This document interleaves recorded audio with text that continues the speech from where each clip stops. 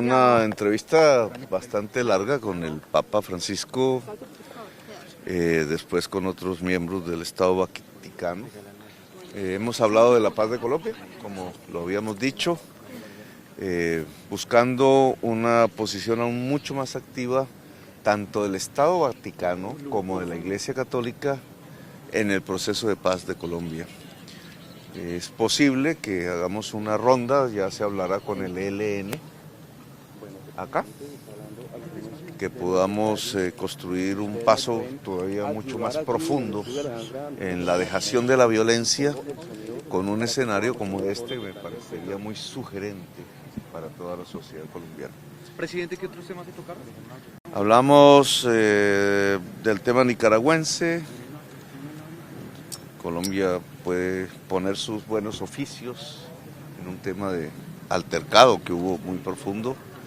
Hablamos de la crisis climática y de una propuesta muy concreta que es cuando Colombia se adhiere al Tratado de No Proliferación de Combustibles Fósiles con las islas Nación del Pacífico que se están hundiendo en este momento, que tienen que evacuar sus poblaciones ya prácticamente de urgencia, y establecer una alianza con el Estado Vaticano en función de lograr más apoyos para que ese tratado se vuelva una realidad. Esos fueron más o menos los temas que conversamos. El presidente venía hablando. El tema en concreto con el ELN, que es la negociación más avanzada, ese mismo tema se colocó en la mesa en discusión con el llamado Estado Mayor Central, que es un proceso que hasta ahora realmente está comenzando. Pero con el ELN es el tema central ya en la discusión que se adelanta con ellos. Presidente, cuando el Papa Francisco que el Papa fue a Colombia, Francisco se haya reunido con su gobierno y su entorno al menos 3 veces en este año y medio. Bueno, nosotros tenemos una enorme simpatía por el Papa, hemos coincidido incluso desde el punto de vista político, no solamente religioso, en sus encíclicas, Laudato Si, que fue absolutamente inspirador alrededor de este tema del nuevo relacionamiento del ser humano con la naturaleza, y la última, Fratelli Tutti, que prácticamente propone, como nosotros defendemos en Colombia, la salida de un régimen que llamamos neoliberal, que ha debilitado los estados, que ha entregado entonces las sociedades a controles mafiosos en toda América del Sur y que ha llenado a América del Sur de desigualdad social. ¿Hablaron sobre Palestina? Sí, yo toqué ese tema, digamos, pero no fue el eje de la discusión. Presidente, estamos en vivo para Noticias Caracol. Esa es una propuesta que hemos hecho, pero que tiene que ser también tratada con el ELN, porque en estas negociaciones son las dos partes las que tienen que ponerse de acuerdo para que suceda. Presidente, estamos en vivo para Noticias Caracol. ¿El Vaticano sería mediador en esa mesa? La Iglesia Católica ha estado participando. Bueno, vamos a separar Iglesia de Estado Vaticano. La Iglesia Católica obviamente ha sido un gran apoyo en Colombia a todos los procesos de paz, y lo es en este momento en relación al proceso de paz con el ELN y con el MSC. El Estado Vaticano, digamos, ya como instancia nacional, territorial, estatal, puede ser el escenario de una ronda de negociaciones. A mí me interesaría mucho que la siguiente o la que pueda establecerse con el ELN se pueda desarrollar aquí, por muchas razones que tienen que ver con la historia del mismo ELN. Eso significaría que en el 2017, cuando fue el Papa a Colombia, dijo, demos el primer paso. ¿Usted ve este como si es el segundo paso?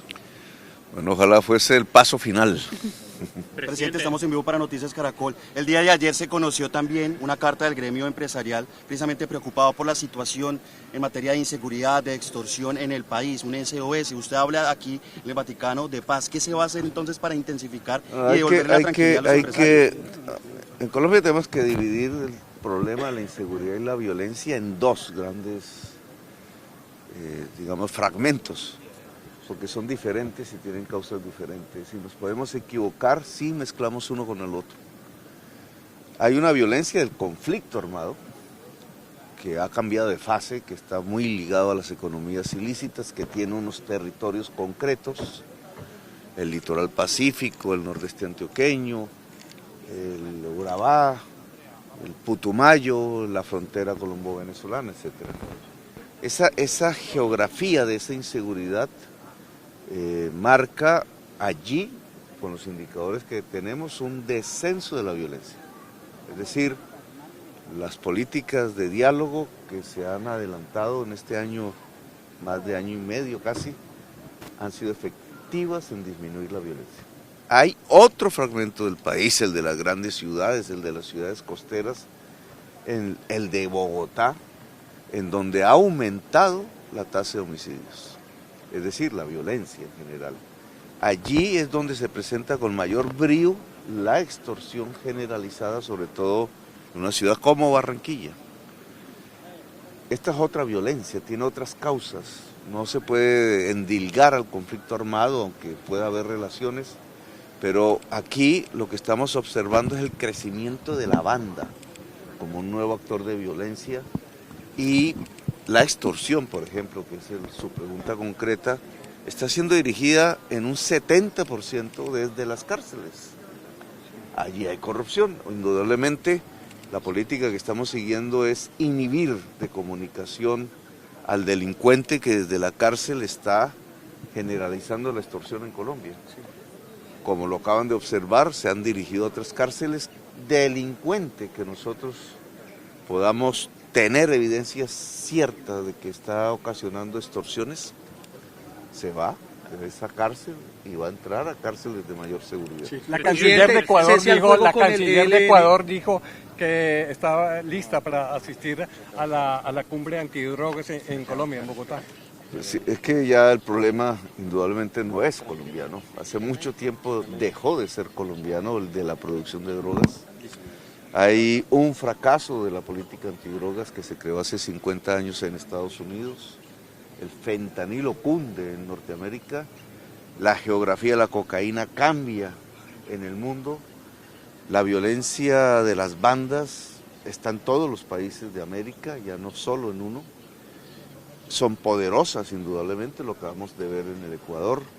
Y todos estos efectos en donde ha muerto más de 1 millón de latinoamericanos asesinados, merece la mirada de todos los presidentes de América, y el encuentro que se propuso con el presidente mexicano hace unos meses tiene que volverse una realidad. Yo creo que es el momento de evaluar la política antidrogas y de establecer caminos que, en mi opinión, puedan ser más eficaces para que lo que está sucediendo no provoque más violencia en el continente americano. Presidente, cese al fuego con el ELN. ¿Va a haber una prolongación? ¿Cuáles son las condiciones para que esto pase? Son dos partes.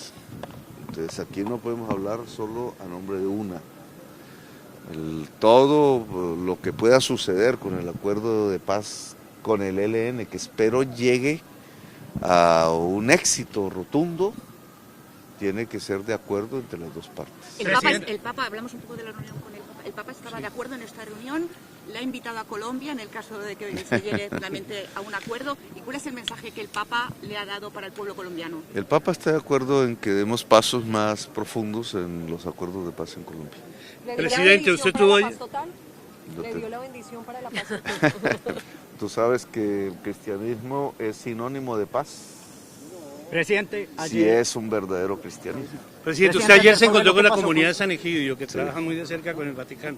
¿Hablaron de esto con el Papa? ¿Qué papel va a cumplir? Lo mencionamos. La comunidad tiene una gran experiencia en procesos de paz en Centroamérica, en África y en Colombia. Reservado como es, digamos, este tipo de acciones, pero la comunidad de San Egidio, vamos a pronunciarlo bien, Egidio es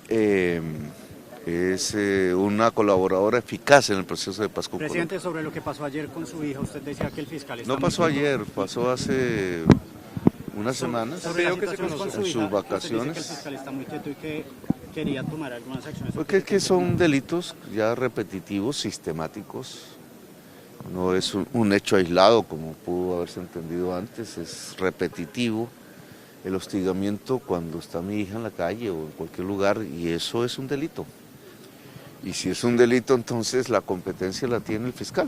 Presidente, volviendo a los temas del Vaticano y con lo que habló con el Papa, ahora Nicaragua ha enviado aquí los 18 de los liberados. ¿Qué hablaron con el Papa? ¿Cuál va a ser su papel fundamental para ayudar a solucionar ese tema que por orden de la Corte de La Haya, a raíz del conflicto de aguas marítimo que hemos tenido con Nicaragua, la Corte ordenó que se construya un acuerdo entre Colombia y Nicaragua y por tanto debe comenzar con una conversación entre los presidentes para lograr que la pesca no sea afectada, la pesca artesanal, los pescadores artesanales de San Andrés, Providencia, de la costa Mosquitia y de otros países caribeños no sea afectada por el conflicto. Hay que llegar a un tratado de la pesca.